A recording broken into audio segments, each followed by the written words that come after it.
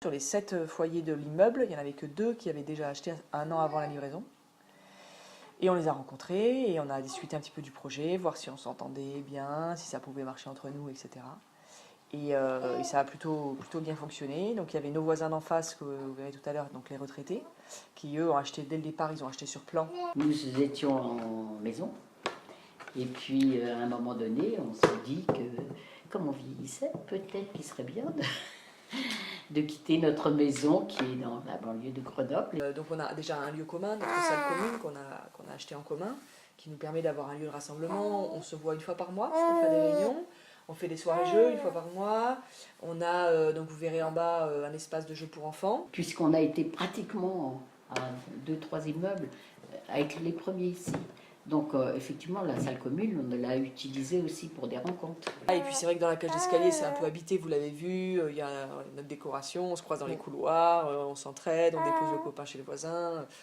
Voilà, on se prête du matériel, enfin voilà, on se connaît très bien et entre voisins, c'est sûr qu'on a une convivialité, une relation qui est différente d'un habitat classique.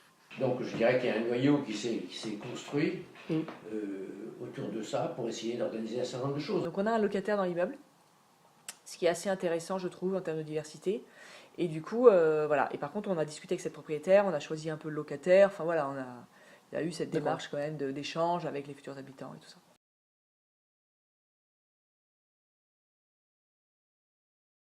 Et on se rend compte qu'en fait, ça manque un peu de propriétaires, pour qu'il y ait aussi des gens qui ont envie de s'investir, dynamiques et tout ça. Ça fonctionne quand même mieux avec des propriétaires. Enfin d'ailleurs, l'association est des propriétaires. La première fête des voisins a été faite en dessous là. La deuxième aussi, mais avec La deuxième plus un peu plus loin au carrefour. Ça oui, s'étend. voilà, ça s'étend. Mais voilà, c'est vraiment la naissance d'un quartier. Donc on connaît voilà, les voisins, on se croise en assemblée générale et dans les parties communes. On a un compost en commun, on a fait du jardinage en commun à l'arrière de la copropriété.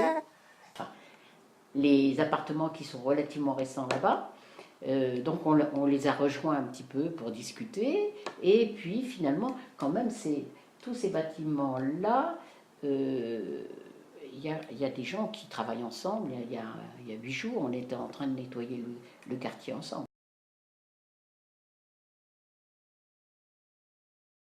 Ça dépend ce qu'on entend par vie sociale. En fait, si vous voulez, dans les rues, oui, c'est pas les rues où se passe la vie sociale du quartier. Si vous voulez, donc il y a plusieurs choses qui commencent à se mettre en place. Bon, déjà, il commence à y avoir un petit peu des commerces. Les commerces, ça crée un petit peu la vie du quartier. Donc il y a la boulangerie. Il y a un petit Carrefour Market qui vient d'ouvrir.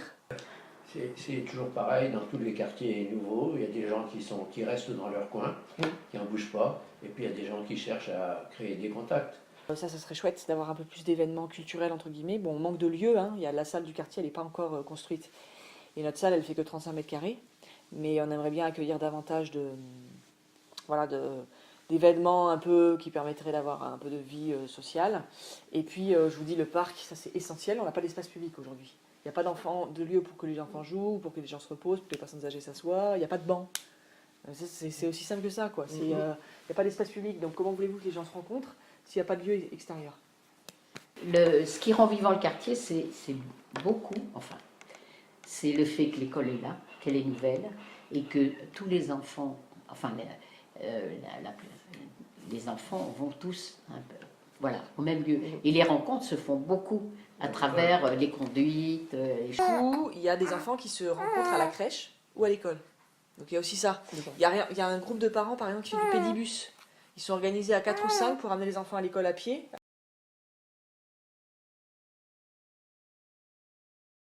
Dans 1 an, ils vont commencer les travaux du parc. Ça va être super, c'est vraiment ce qui nous manque parce que c'est un lieu central au milieu du quartier pour que les gens se réunissent, se parlent, les enfants, etc.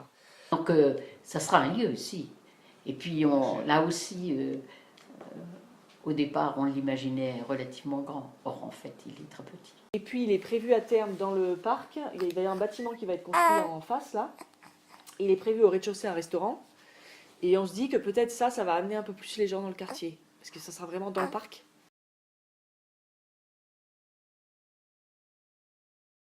Et puis du coup, depuis 1 an, on a créé donc cette association qui s'appelle le Comité Cambridge. Et en fait, donc plusieurs habitants ont rejoint cette union de quartier, se sont fait élire au conseil d'administration.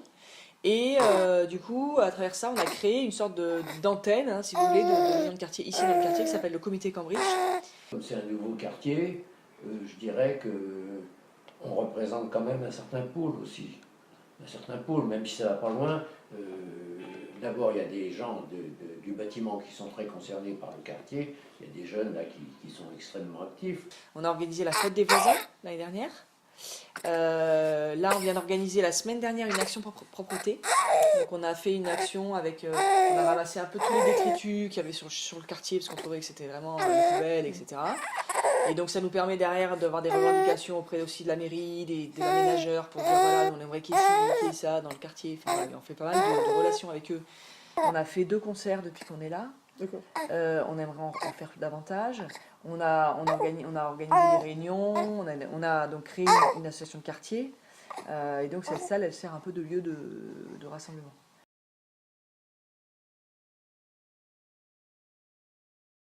Les trucs scientifiques, Oui. à part ceux qui habitent dans le coin. Oui. Donc, par exemple, on a un jeune qui est dans l'habitat participatif, qui travaille effectivement là-bas. Ouais. Mais nous, personnellement, peu. Mais du coup, c'est sûr que économiquement, c'est tourné vers la dimension économique, c'est-à-dire les gens qui travaillent là et qui vont s'acheter un sandwich à midi, etc. quoi. Et donc nous, ça nous fait un peu râler.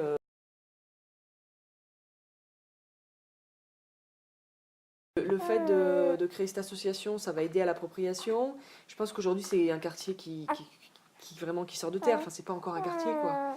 Et du coup, c'est difficile de s'approprier le quartier quand c'est un chantier, quoi. Donc, il manque les espaces pour s'approprier, je pense.